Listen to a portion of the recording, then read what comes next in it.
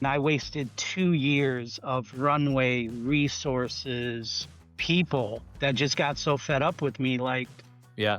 buddy, you're heading towards the mountain. I'm jumping with my parachute. And now we found ourselves, we're about to boom, but the runway you burn as an entrepreneur now puts you in a position where we need the resources now to scale.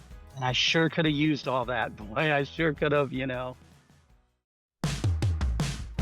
listening to Home Care Hindsight, the podcast where we talk with home care leaders about the big mistakes they've made and the even bigger lessons they've learned along the way.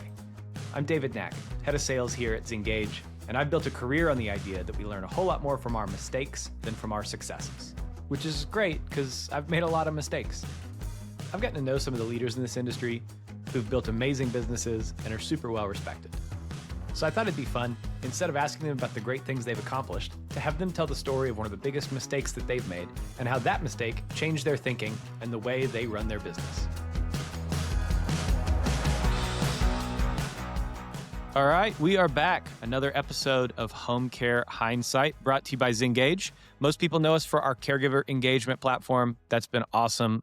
We continue to love that product and the impact it has on agencies. But we're in the AI scheduler game now. And a lot of people think, oh, that seems a little weird or scary or something. But we combine the best of people and the best of technology to provide an after-hours managed service that's new. I'll quit doing these commercials soon. So if you have unsubscribed or quit or whatever, please come back. I'll quit being super self-promotional here in a minute. But to bring somebody great on the show that I've just recently got to know, but really impressed with, been in the industry a while, I'm joined by John Soltys, founder and CEO of Project Senior Care. John, welcome to the show. David, thank you for having me. I'm excited. Well, for people who don't know you, how would you introduce yourself? I am John Soltys, CEO of Project Senior Care, an entrepreneurial, serial entrepreneur. And Project Senior Care is kind of the baby, just the passion that I've had for actually longer than I started it. I've had it for probably 5 years burning. So yeah, I'm a person that wants to solve some problems, and I always pick the ones that beat me down like a wave. I just keep going through it. Yeah. Well, that sounds like you're in home care. Everybody who's listening to this has at one point or another thought, I talk to people sometimes who got into this as a retirement gig, and I'm like, that seems bad. Yeah. So holy crap, man. So I had not heard about Project Senior Care before, and you kind of been building this, and it's, gone through some different iterations, which we'll get into later, but at this kind of inflection point where it's about to flip the switch and some things are about to really grow and change in some exciting ways. So what is Project Senior Care? What's coming on the horizon? Tell us a little bit about that. I kind of started this with frustration kind of in the industry of, what are we going to do about home care? I mean, how is a normal family going to afford this, right? Yeah. If you hadn't made all the right choices early on, right, with long term, And so I really started to try to figure out, how do I do this better? How do we figure this out? Yeah. And the main point, Project Senior Care is a solutions company where we're a resource center for seniors and especially family caregivers. Yeah. We have an online academy for training not only caregivers, but family caregivers. Yeah. And we also are a marketing arm or a strategy solutions company for our home care partners, which is what my whole background is. I'm a strategist. I help home care agencies build. That's what I did. And we want to bring that same value. The happier they are, the better they service our families. And then we're just really excited to be in a place where we keep saying it around the office, no one's left behind. I mean, no one. Yeah. I don't care what your situation is, we're going to find you a solution, and we've got the network to do it. So that's who we are kind of in a nutshell as we keep changing. That's great. And I know, everybody knows that this is a challenge, but finding, there are Medicaid heavy agencies, when you find veterans, you're thrilled because you found somebody with a consistent payer source that you're going to be able to get paid on and continue to serve. And then when you find folks with long-term care insurance or who get referred over by a trust attorney or somebody who is well set up financially to be able to pay for care for a long time. But the vast majority of seniors find themselves somewhere in the middle of, we're going to have to really pinch pennies and stretch care as much as we can. And, it's going to be some combination of family caregivers for as long as we can. And then, Yep. maybe, bringing in an agency. There's a lot of people who hire a private caregiver because while there's a lot of risks and challenges, like $40 an hour is expensive. And so one of Yeah. the challenges for home care moving forward is how do we meet people in an affordable way? We run a good business, good margins, but Right. that is something that we can, continue to make an impact on, right? No margin, no Yeah. mission, but also that we're able to serve a much broader portion of the population than just, either folks who qualify for Medicaid to have very few resources or those who Yeah. have so many resources that they're able to afford, round the clock care. Absolutely. And 96% of that population falls in the middle. Right. Not poor enough, Yep. not rich enough. Yep. What do we do? Where do we go? What is our resources? And that's kind of our sweet spot. We need to figure out that middle of the Tootsie Roll Yeah. kind of thing. Awesome. And then hard left into this one, but what kind of person are you? So I am a big idea dude, and I'm not saying that as a positive thing. Right. People that work with me get a little frustrated by, so I'm the big idea. I'm the guy that goes and just gets you so pumped out about what I'm doing that you're in a frenzy. And then I go to the next idea. The details and that's really where, success or failure falls, right? And kind of God's in the details. That's always a struggle for me. I'm strategy, big picture. I can get you going, but I need someone else to kind of come in and put the structure together. So I'm a Yeah. shark. I move constantly. Yeah. You You sound know. like a tent preacher riding the circuit, just doing revivals places. Yeah, yeah. My wife says I'm lit. She always uses the analogy. I'm just a bull. I Yeah. charge. Yeah. I buzz. And Yeah. that's who I am. That's the person I am. Well, good. Well, John, you've helped a lot of home care agencies with strategy and with growth and all kinds of stuff. And so you've accomplished a lot in your career. But when I bring people on this show, I ask them about the biggest mistake that they've made in their career and how that mistake changed the way they think about life or about business. And so, what's your big mistake? Wow, it's big. When I told my wife about this podcast, and that was the question you were going to ask me, one of them, and she asked if this was going to be a series because Right. man, there's a lot to talk about. But the big one is this. When I created Project Senior Care, we were creating it as this tech portal. It was a care plan based AI structured portal that was going to follow a senior or their family from the first part of care all the way through the cycle to hospice, end of life. Yeah. And I met with a lot of smart people that just said, John, man, this is unbelievably complicated. You've got so many moving parts. Why don't you focus on one of your gears and then we can move to that? And I don't know if it was arrogance or just, like my wife says, I'm always the smartest guy in the room. I didn't listen to the advice and Yeah. I wanted what I wanted and I knew it was right. And I wasted 2 years of runway resources, people that just got so fed up with me, like, Yeah. buddy, you're heading towards the mountain. I'm jumping with my parachute. Yeah. And now we found ourselves, we're about to boom, but the runway you burn as an entrepreneur Sure. now puts you in a position where we need the resources now to scale. Right. And I sure could have used all that. Boy, I sure could have. And it was a huge mistake. I mean, huge mistake. Yeah. It could have buried probably most entrepreneurs, but I'm an idiot. I hang on and Uh-huh. I keep punching till I make it through. But that's a big one I regret, man. So, I mean, there's a lot in there, right? There Yeah. is, made bad bets. It sounds like, how do you eat an elephant? And your answer was like, just like all at once, Oh really? yeah. Yeah. Like, and so tell me about like the moment that you realized like this has to change or else we really will go under. So I brought in, even though I had people close to me that I really respected, I listened to. I brought in an expert that, kind of analyzes a startup business, Yeah. and they take all the pieces of your business and they put them in silos and they kind of put value on each. And, I brought in a smart guy from New York and he looked at it and said the same thing everyone else did, like, holy crap, you've got a lot. I mean, it's amazing. It's great. But to get this off the ground, to get the funding, it's going to take years to find an investor that can wrap his head around this. And he found the cog. He's like, "Hey, you mentioned this caregiver academy in your pitch deck.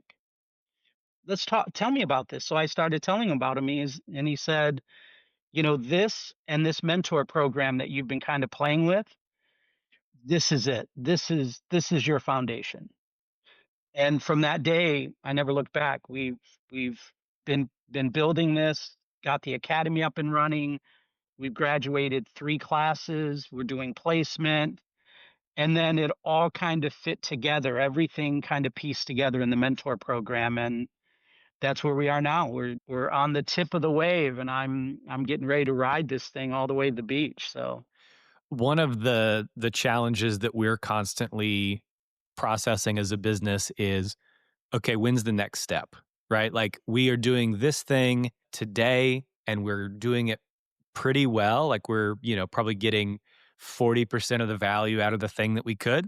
What's a better next step? Is it to extract another 40% of value to where you're, getting most of the meat off the bone? Or is it, okay, let's pivot, let's do something new and let's try and add that on top of the thing we're always doing. And we're all very like entrepreneurial, startup hustler kinds of people. And so we often over index on let's go like blaze a new trail and do the new fun thing. How do you think about that balance between I can optimize and continue to grow and build out and develop the thing that's working versus almost like this siren call? I mean, this is very tie yeah, yourself to the mast about it, right? How do you balance not missing those opportunities that are out there and are amazing, but also every time you say yes to something, you're saying no to something else? Talk a little bit about that.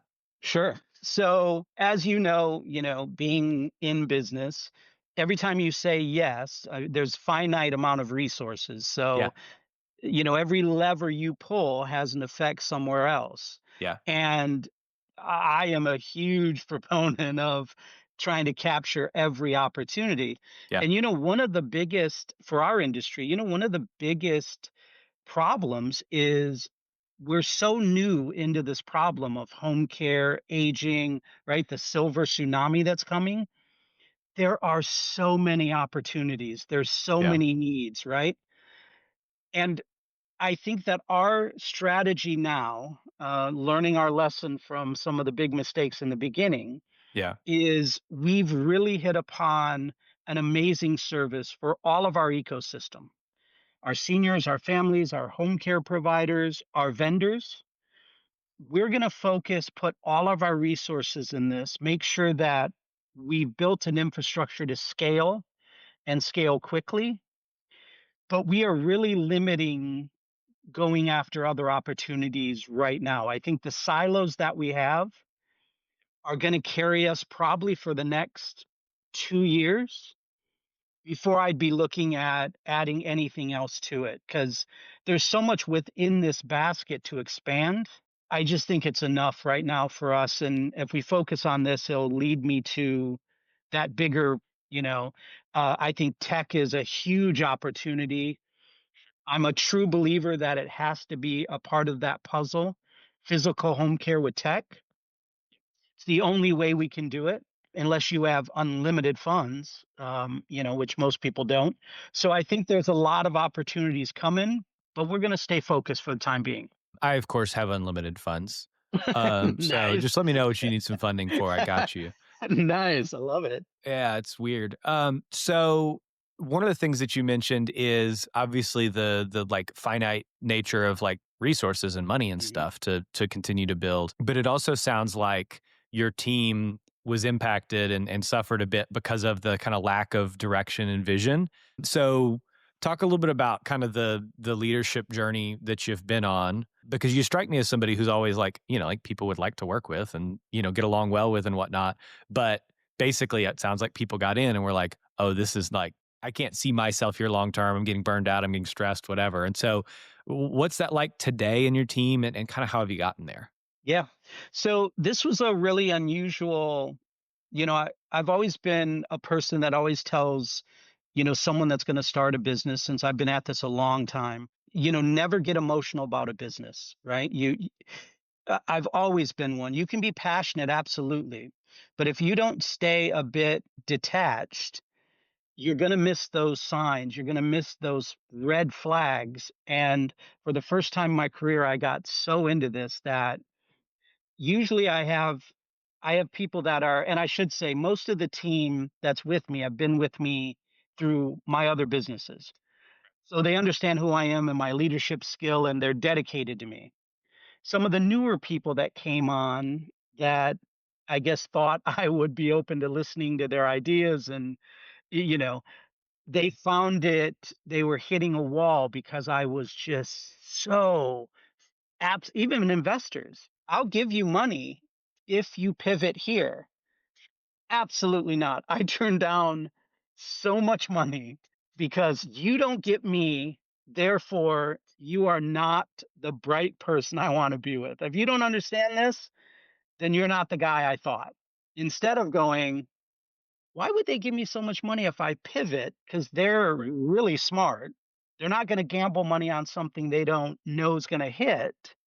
So, and I just never looked at it. So, yeah, I had people that would bring me opportunities that were like, okay, dude, I don't know what it is you want. I don't know how to help you. And so I lost some newer people. My core has stayed with me because they know I'll get them where they need to be eventually. But some of the people that came in and thought they would have a bigger role got frustrated. Yeah, it's really interesting. You described it at the top of the show as, "Is it your baby?" Yeah. And it sounds like a couple of people tried to very, like, gently tell you that maybe your baby was a little ugly, and Yeah. and a passionate business owner, but that had some emotional detachment might have seen some merit in their arguments, but 100%. yeah, it sounds like I mean, you're so close to the problem. Yeah. If I would have taken a minute to look at the baby, I would have said, man, you're right. Yeah. This is an ugly baby, Yeah. right? Yeah. So you're full circle into you've kind of made your career in helping home care owners with strategy and whatnot. And Yeah. so people who are listening to this and probably can see themselves in some of what you talked about. I mean, very like tactically, what are the things that you think like every home care owner should take away from this, your journey into this business? So I think one of the things that they should take away, and it may not be exactly the same, but it is a little bit, and that is every business owner does, you become myopic on the things that you need immediately, whether it's cash flow, whether it's, I had a company, I remember my payroll was like 85 grand a month. And I would obsess at night with how am I going to pay and what happens is you spend so much time with today that you don't put in the things that you need for tomorrow. And I find this with agency owners a lot. I'll bring an opportunity and it's always, oh, what is it today? What is it today? What's my census grow? And when you go, I understand what you're saying, but marketing and branding is storytelling. And when you're in an industry where you literally do the exact same thing as everyone else, and I get it, the stories are heartfelt. You took care of your grandma. So did the other five guys. They have a personal story that led them to caregiving. If you take a bigger picture look and you let us show you how to leverage some of our programs or some of the things that you're doing, it may not pay today, but it is going to pay long term and it's going to pay for a long period of time. So I think people get hung up on today and they don't put enough resources or time into kind of looking at the bigger picture, the relationship building, the community outreach, just the little things that make a huge difference, but just may not give you that payday today. And I see it a lot. I see it a lot with home care agency owners. That's good. Okay, let's transition to talk about something that you think is overrated in the industry. It's fine, it's maybe medium bad, but people think it's really, really great. So I got two. One drives me crazy. One is really, when we started our Caregiver Academy, I made a decision that I was not going to keep kind of recycling the same caregivers. I was going to go look in communities. I was going to maybe give lower income areas a shot, right? Maybe find people that never thought of caregiving or didn't even know. And, I've really found kind of this feeling in home care agencies where you just want to keep kind of hiring the same people, right? They're working for 5 agencies currently, so you just want to keep hiring. And it's just you're missing such a talent pool by kind of taking the safe bet on these caregivers that have already, some of them could have already been burned out, some of them maybe have already kind of lost that luster. And so we want to try to give people a different vision of caregiving, not just an hourly wage kind of thing, but that entry point into a bigger career in healthcare. And when you do that, you kind of can bring bigger talent on that you would never have reached before, right? Not for the wage. So, kind of like the guy working in a kitchen, minimum wage. Why? Because he wants to be a chef and he understands the sacrifice. We need to find people like that for caregiving. Yeah. I like the idea. I'm going to ask the $1,000,000 question. It's maybe like a silver bullet ask, but like, Yep. how? So it's education, right? Yeah. And we're seeing it. We're going into we work with most of the workforce economic development Mm, programs in Los sure. Angeles, Orange County, and they're putting all their resources into training people to be medical billers, let's say. So even when you get your certificate, you're still not going to get hired because you have no experience. Yeah. So I'm opening their eyes to, whoa, this could be an incredible career. Yeah. It fits so many pieces of people that need kind of flexibility, but stability. And so it's education. It's talking to people and getting them to see caregiving as a true career Yeah. and not just an hourly wage kind of low level. It's not. Sure. It's a frontline, position that we really need to look at better. We need to kind of give it the gravitas it should have. Mm. I think one of the things that stands out to me about this conversation is there's always like my belief is the best caregivers that we can hire are caregivers when they're at work, they're caregivers when they're not at work. They're that kind of person. And just to reinforce my own narrative that I've created, you're almost qualifying for that kind of heart and like mission identification with caregiving when you are qualifying for do they see a future in this? And not just what do I see myself being a caregiver at this agency 6 months from now, but in 5 years, I've done my CNA and maybe I'm an LPN at this point. Hmm. And then that way today you have somebody who's got like their eye on the prize and is going to be really motivated to be super consistent and reliable because they know that's what's required of them down the road as well. 100%. 100%. And, when you look at it, think about this. Try to find a career that gives you this much access to an industry with so little upfront, right? You're not taking all the state exams. You're not using 4-year degrees. You're not coming in with an LVN. You can start in this career with very little upfront, and then the world is yours. I mean, it depends on your grit and your perseverance and what you want. But most home care agencies, they hire from within caregivers. You can go onto your HHA, you can go onto your CNA, you can go, if you're studying nursing, this is a perfect time to get that kind of hands-on clinical experience. There's very few industries that are going to let you in and kind of play with all the knobs with so little up front. And that's what people need to start understanding. This is an amazing portal for people that anyone can do.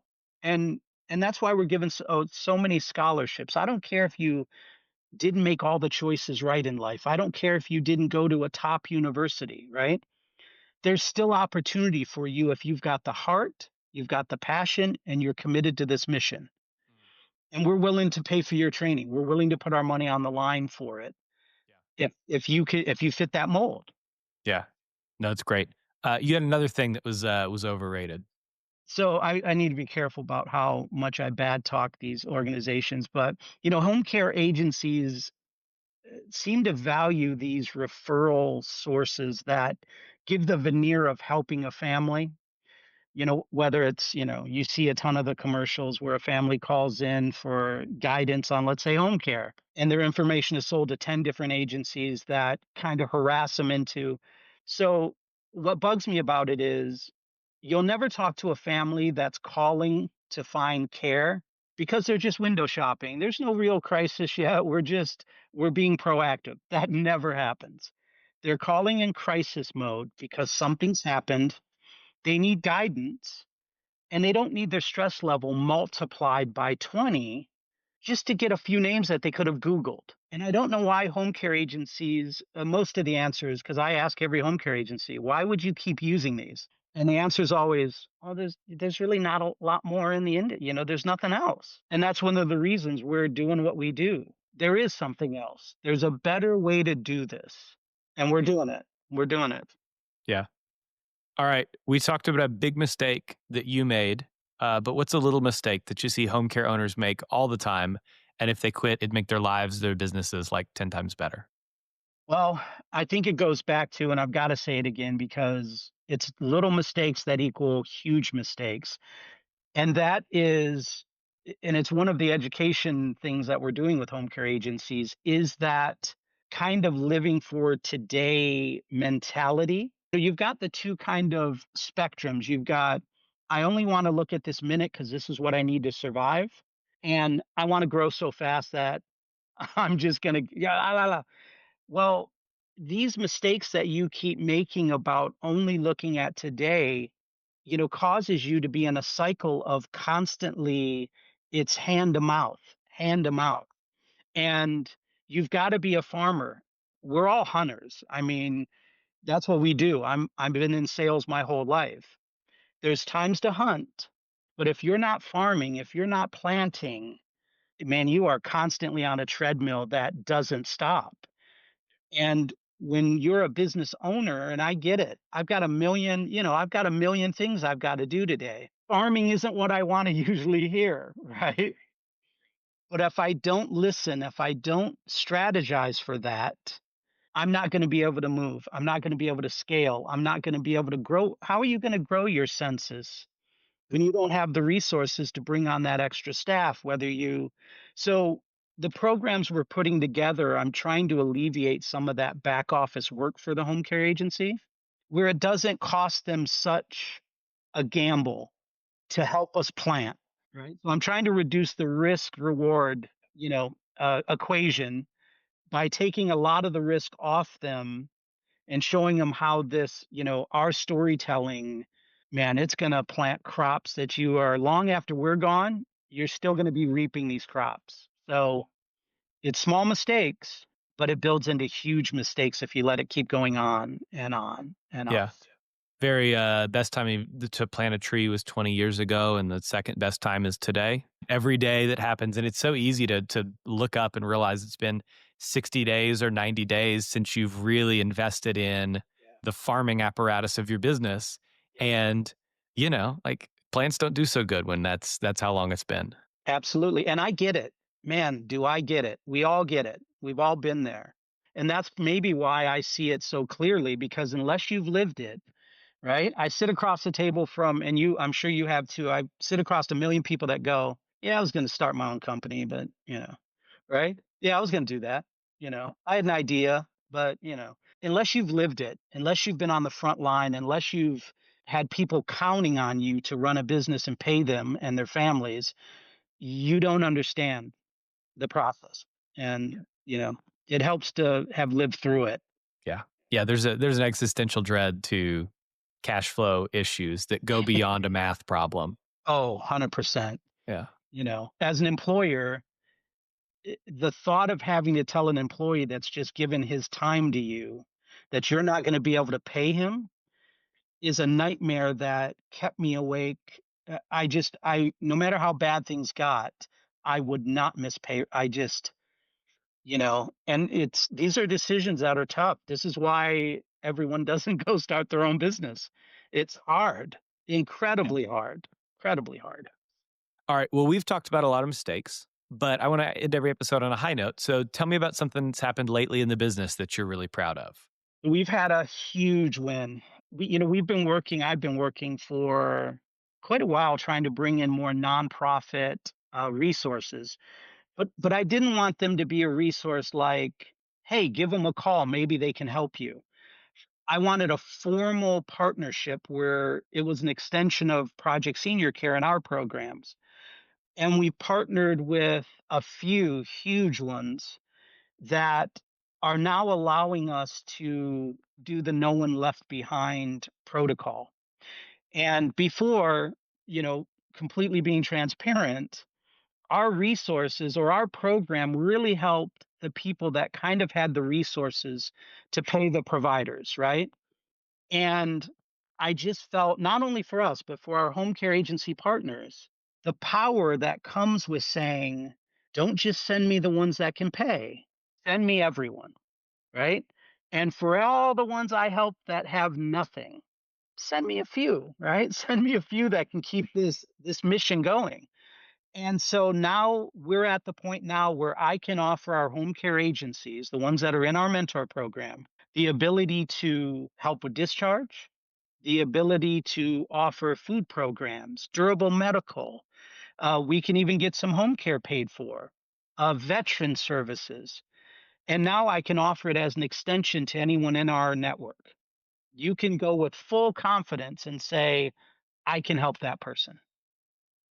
And with us, you can. We can absolutely help anyone. So this win it's opened up the whole game. I mean, it gives us a power base that can help anyone in our network. Well, and the idea of having a significant number more qualified leads feels good from a mission perspective, Yeah. but also like feels real good from a pipeline perspective. Real good. Good. Really natural transition then. What do you want to plug? So I want to plug our mentor program. So this program it's actually a national program. And, the RAISE Act, one of the big parts of the RAISE Act that's in Washington right now is they really want home care agencies to be a part of the care cycle earlier than crisis, right? And so we created our mentor program to not only partner those family caregivers with an agency, but also allow the agency to use this program to open up a lot of other referral leads. Our program allows a home care agency to take all of those leads that are sitting stagnant. They're going to give them to Project Senior Care. We're going to put them in our washing machine. We're going to change the narrative. We're going to send them back. And now that agency has a different story to contact that family with. So instead of the same call, right? Hey, you ready for that care? No, this call is, hi, I just wanted to make sure you knew I was your mentor. It's a whole different conversation now. And our conversion rate is really high for the ones we can send back. And the agency conversion rate to new clients is higher than anything in the industry. So we want home care agencies to join our mentor program. And we have special programs where we help them with marketing, how to leverage this, hospital admissions. And we're bringing in a ton of new families too. So we've got a bunch of people sending families to us that we're going to kind of pass on to our partners. It sounds great. Where can people go to learn more about that? So projectseniorcare.org or email me at johns, JOHNS, at projectseniorcare.org. Awesome. John, thanks so much for coming on the show today. This was a ton of fun. Oh, man, I loved it. This was great.